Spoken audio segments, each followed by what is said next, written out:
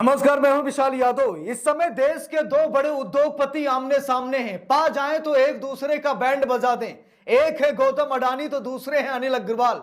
दोस्तों, हम सभी लोगों को मालूम है कि अभी कुछ बड़ी ही कीमती कंपनियों प्रॉपर्टी पर बोली लग रही थी और बोली में अनिल अग्रवाल ने सबसे ज्यादा बोली लगाई, यानी कि उनकी बोली सबसे ज्यादा थी। लेकिन बावजूद इसके अनिल अंबानी को वो कंपनियां, वो प्रॉपर्टी नहीं मिली, जबकि अडानी ने उनसे कम बोली लगाई तो अडानी को प्रॉपर्टी दे दी गई। तो ये मामला अनिल अग्रवाल साहब कहां सुप्रीम कोर्ट में चैलेंज करते हैं और कहते हैं कि जब हमने सबसे ज्यादा बोली लगाई, जहां पर अडानी 2 रुपया दे रहे हैं, हम वहां पर 4 रुपये दे रहे हैं, तो बोली हम जीते हैं, तो वो प्रॉपर्टी हमें मिलनी चाहिए। दोस्तों, होता है ना कि कंपनियों की नीलामी होती है, सरकार कभी कोई कंपनी बेचना चाहती है या ज्यादा ऋण हो जाता है, ठीक है, तो वो लोग कंपनियां पैसे नहीं चुका पाती, दिवालिया हो जाती है, तो ऐसे ही बड़े बड़े उद्योगपति उसकी बोली लगाते हैं। तो ऐसे ही कुछ बड़ी बड़ी कंपनियों की नीलामी हो रही थी। कौन कंपनियां अभी आगे बताते हैं, ठीक, उनकी नीलामी हो रही थी। अनिल अग्रवाल ने, जो कि वेदांता ग्रुप के मालिक हैं, इन्होंने क्या किया कि सबसे ज्यादा बोली लगाई।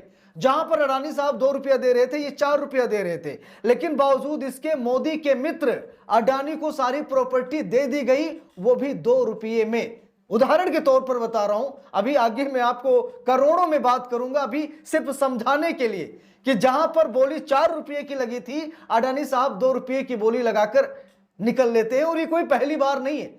अडानी के ना जाने कितने करोड़ों मोदी सरकार माफ कर देती है।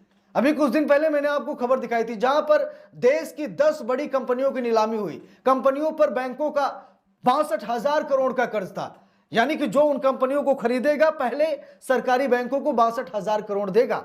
लेकिन जब अडानी साहब खरीदते हैं ना, तो जानते हो 16 करोड़, यानी कि 46,000 करोड़ माफ कर दिया जाता है और 16,000 करोड़ में कंपनियों को खरीद लिया जाता है। 46,000 करोड़ बैंकों का नुकसान हो जाता है, किसी को कानो कान खबर तक नहीं पड़ती है। दोस्तों, ऐसा ही मामला यहां पर है, जहां पर अनिल अग्रवाल साहब को कंपनियां मिलनी चाहिए थी, वेदांता के पास प्रॉपर्टी जानी चाहिए थी, वो अडानी के पास चली गई है। देखिए, लिखा भी है, नवभारत टाइम्स की रिपोर्ट है, वेदांता को झटका, सुप्रीम कोर्ट का जयप्रकाश एसोसिएट्स के लिए अडानी के प्लान पर रोक लगाने से इनकार। लिखा भी, सुप्रीम कोर्ट ने जयप्रकाश एसोसिएट्स के लिए अडानी के रिजोल्यूशन प्लान पर रोक लगाने से इनकार कर दिया है। अनिल अग्रवाल की कंपनी वेदांता ने इसे सुप्रीम कोर्ट में चुनौती दी थी। उसकी दलील थी कि उसकी बोली अडानी से बड़ी थी, और जब बोली अडानी से बड़ी थी तो भाई संपत्ति उसकी हुई ना। लेकिन यहां पर क्या हुआ, सुप्रीम कोर्ट ने अनिल अग्रवाल की एक हिसाब से जो मांग थी उसे खारिज कर दिया है और वेदांता को बहुत बड़ा झटका सुप्रीम कोर्ट से लगा है। दोस्तों, अभी हाल ही में एक वाकया गया था सीजीआई सूर्यकांत साहब के सामने, जहां पर एक वकील ने कह दिया था कि आप लोग सिर्फ अडानी की सुनते हैं, आम जनता की आप नहीं सुनते हैं, आप लोग अडानी के लिए यहां पर बैठे हैं। जिसके बाद सीजीआई सूर्यकांत साहब नाराज हुए थे और कहने लगे कि आपको किसने लाइसेंस दे दिया, आपको किसने वकील बना दिया।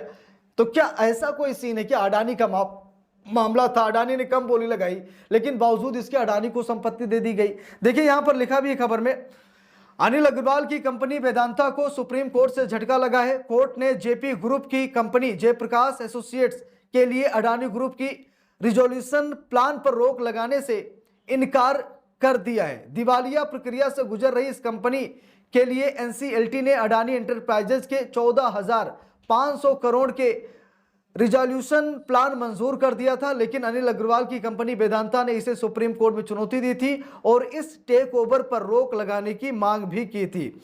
तो कितना पैसा लगा था, यहां पर देखिए, मैं आपको पहले पैसा ही दिखा देता हूं। देखिए, लिखा है, वेदांता ने 16,726 करोड़ की बोली लगाई।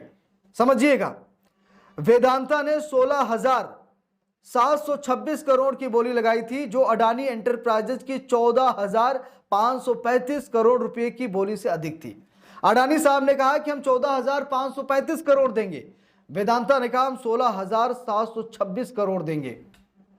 लेकिन कंपनी किसको मिली? कंपनी अडानी को मिली, क्योंकि अडानी जी मोदी जी के मित्र हैं। देखिए, लिखा भी है, वेदांता ने 16,726 करोड़ रुपए की बोली लगाई थी, जो अडानी एंटरप्राइजेस की 14,535 करोड़ रुपए की बोली से अधिक थी। उसका दावा है कि उसकी बोली को प्राथमिकता मिलनी चाहिए थी। उसने अडानी ग्रुप के प्लान की वैधता के साथ साथ कमेटी ऑफ क्रेडिटर्स और एजुकेटिंग अथॉरिटी के प्रोसेस पर भी सवाल उठाते हुए कई अपीलें दायर की।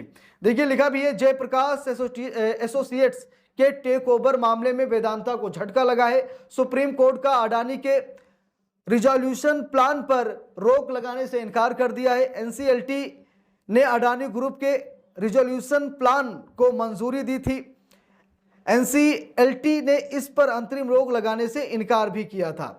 देखिए लिखा भी है, सुप्रीम कोर्ट ने क्या कहा, यहां पर लिखा भी है, सुप्रीम कोर्ट ने साथ ही में कहा कि अगर मॉनिटरिंग कमेटी कोई बड़ा नीतिगत फैसला लेती है तो वो एनसीएलटी के रुख के बाद ऐसा कर सकती है। वेदांता ग्रुप ने 30 मार्च को इस मामले में सुप्रीम कोर्ट का रुख किया था। उसका दावा है कि पहले उसकी बोली को सबसे ऊंची घोषित किया गया था और उसे इस बारे में लिखित में बताया भी गया था, लेकिन बाद में बिना किसी स्पष्टीकरण के उस फैसले को बदल दिया गया और हमारी बोली को बरकरार नहीं रखा गया और अडानी साहब को कंपनियां दे दी गई। देखिए लिखा भी है, चीफ जस्टिस सूर्यकांत की बेंच ने इस मामले में हस्तक्षेप करने से इनकार कर दिया। कोर्ट ने कहा कि मामले की अंतिम सुनवाई एनसीएलटी में 10 अप्रैल को होनी है, इसलिए इसमें हस्तक्षेप का कोई कारण नहीं है। साथ ही कोर्ट ने ट्रिब्यूनल से इस मामले की सुनवाई आउट ऑफ टर्न बेसिस पर करने को कहा है। कोर्ट का कहना है कि अगर एक दिन में दलीलें पूरी नहीं होती तो अगले कार्य दिवस पर सुनवाई जारी रहनी चाहिए। तो बात ये दोस्तों कि इसे देखकर शायद आप सभी लोग समझ गए होंगे कि जब एक वकील ने कहा था सुप्रीम कोर्ट में कि आप लोग सिर्फ अडानी की सुनते हैं, यानी कि जज के सामने, बेंच के सामने वकील ने कहा था कि आप लोग सिर्फ अडानी की सुनते हैं, अडानी का कोई मामला हो तुरंत सुनवाई होती है, लेकिन किसी और का मामला हो तो आप लोग सुनवाई के लिए तैयार नहीं होते हैं। तो क्या कोई ऐसा सीन है क्या? सीजीआई ने सुनवाई करने से मना कर दिया है।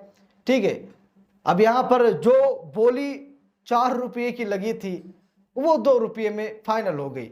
कारण स्पष्ट था कि भाई मोदी के यार अडानी साहब है और मोदी जी से कौन पंगा ले, अडानी जी से कौन पंगा ले। ठीक है, इसीलिए भाई सब झुकते हैं और पैसों का तो मामला हम सभी लोगों को मालूम है, कोई यहाँ दूध का धुला नहीं है, लेकिन कोई ना कोई ऐसा है जो दूध का धुला है। इस बात से भी इनकार नहीं किया जा सकता कि सब भ्रष्टाचारी नहीं हैं। बड़े पैमाने पर लोग ईमानदार हैं, ईमानदारी भी दिखाते हैं, और बड़े पैमाने पर लोग भ्रष्टाचारी भी हैं, भ्रष्टाचार भी करते हैं। इसमें कोई कहने वाली बात नहीं। जानते हैं, हर कोई समझता है, हर कोई जानता है, बस कोई कहता नहीं, कोई देख कर अनदेखा कर देता है। लेकिन ये सच्चाई है कि भाई बड़े आदमियों से पंगा कौन ले। बाकी दोस्तों आप सभी लोगों की क्या राय है इस पूरे मामले पर, आप लोग कमेंट करके ज़रूर बताइएगा और इस वीडियो को जितना हो सके उतना शेयर कीजिएगा, ताकि लोगों को पता चल सके कि अगर आप सरकार के मित्र हैं तो आप जो सामान 4 रुपये मिलना चाहिए उसे 2 रुपये में भी आप खरीद सकते हैं और कानूनी लड़ाई भी आप जीत सकते हैं। ठीक है, तो वीडियो को शेयर कीजिएगा, अगर चैनल पर नए हैं सब्सक्राइब कीजिएगा। मिलते हैं दूसरी वीडियो में, तब तक के लिए बहुत बहुत धन्यवाद।